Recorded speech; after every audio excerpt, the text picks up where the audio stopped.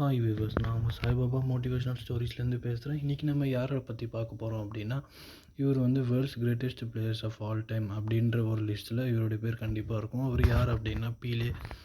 இவர் வந்து பிரேசிலில் 1940 23 அக்டோபரில் பிறக்கிறாரு. பவுடாக இருந்திருக்காரு ஃபுட்பால் கேமில். ரெக்கார்டும் வச்சுருக்காரு. அதாவது 1779 கோல்ஸ் அடிச்சிருக்காரு 1363 கேம்ஸில். அதே மாதிரி இவர் 3 வேர்ல்டு கப் அடித்து கொடுத்துருக்காரு தன்னுடைய நாட்டுக்காக. 1958, 1962, 1970 அப்படின்ட்டு ஒரே பிளேயர் 3 வாட்டி அடித்த வேர்ல்டு கப் இவர் மட்டும்தான் வச்சுருக்காரு. அதே மாதிரி இவர் தான் சின்ன வயசுலேயே வேர்ல்டு கப் அடித்த ஒரு பிளேயருன்ற பட்டத்தையும் வச்சுருக்காரு.